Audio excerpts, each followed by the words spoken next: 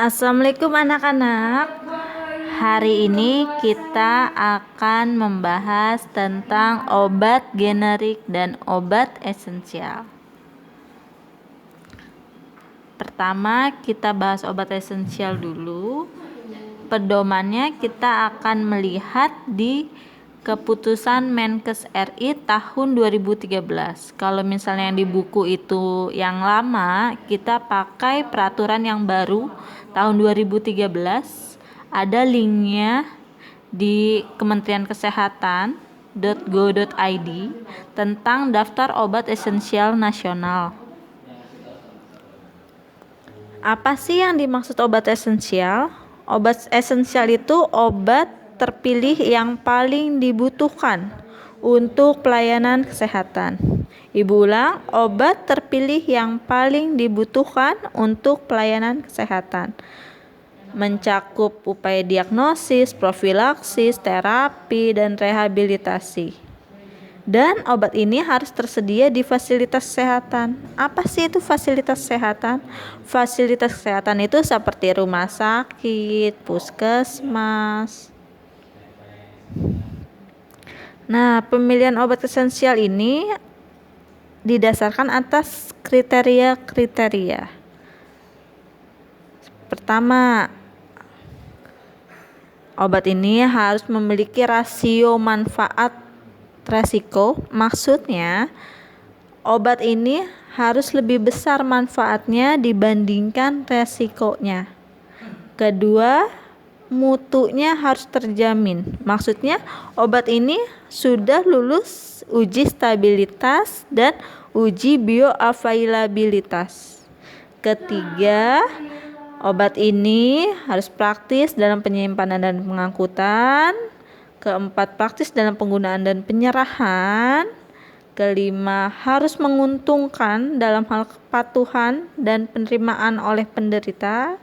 Keenam, memiliki rasio manfaat biaya. Maksudnya, obat ini manfaatnya harus lebih besar. Jadi kalau misalnya harganya mahal obatnya, tapi manfaatnya kecil, itu tidak dipilih. Ketujuh, misalnya ada dua obat nih, ada dua obat yang sama-sama memiliki efek terapi yang serupa. Bingung kita milih yang mana. Nah, kita lihat dulu obat yang paling dikenal di masyarakat apa sih? Terus obat yang sifatnya paling banyak diketahui berdasarkan data ilmiah yang mana sih? Terus obat jadi kombinasi tetap harus memiliki kriteria berikut.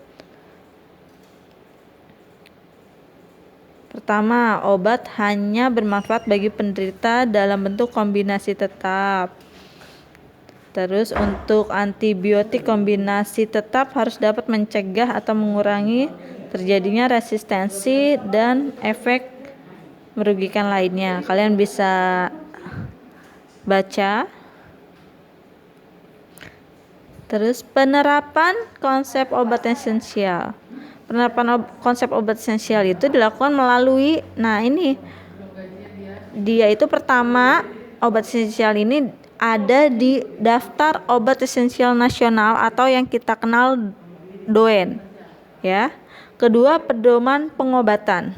Ketiga, formularium rumah sakit. Keempat, informatorium obat nasional Indonesia. Itu 4 yang paling terpenting. Pertama, daftar obat esensial nasional, DOEN. Apa sih itu DOEN? DOEN itu daftar yang berisikan obat terpilih yang paling dibutuhkan.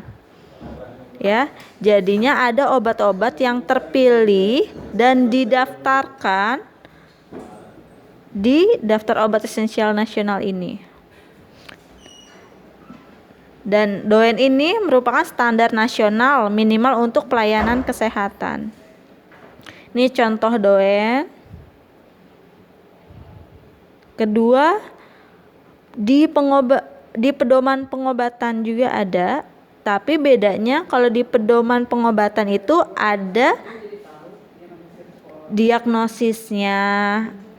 Jadinya selain obatnya, sediaannya kayak gimana, tapi ada diagnosisnya. Jadi misalnya kita menentukan obat yang dituliskan dokter itu rasional apa enggak sih? Nah, kita ada pedomannya. Itu yang Ibu bilang pertama. Kita bisa lihatnya di doen. Kedua ini di pedoman pengobatan. Kalau misalnya di doen ini nggak ada diagnosisnya, misalnya di pedoman pengobatan ini ada. Ketiga, formularium rumah sakit. Formularium rumah sakit. Tiap rumah sakit ini punya formulariumnya. Ya, formularium itu berisi daftar obat yang disepakati beserta informasinya yang harus diterapkan di rumah sakit. Formularium rumah sakit ini disusun oleh Komite Farmasi dan Terapi atau kita sebut KFT, terus sama Panitia Farmasi dan Terapi atau kita sebut PFT. Jadi gini, misalnya ada dokter, dia dari luar negeri meresepkan obat A, terus obat A ini ternyata nggak ada di Indonesia. Nah, kita bisa protes, ini sesuai tidak dengan di formularium rumah sakit atau di doen.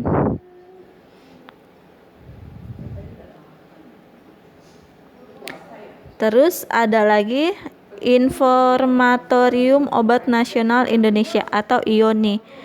Jadi tadi kalau formularium rumah sakit itu dibuat oleh rumah sakit, kalau doen oleh pemerintah, pedoman pengobatan oleh misalnya bisa rumah sakit, bisa pemerintah. Nah, Badan POM juga punya pedomannya, itu namanya IONI, Informatorium Obat Nasional Indonesia. IONI ini berisi informasi obat yang beredar.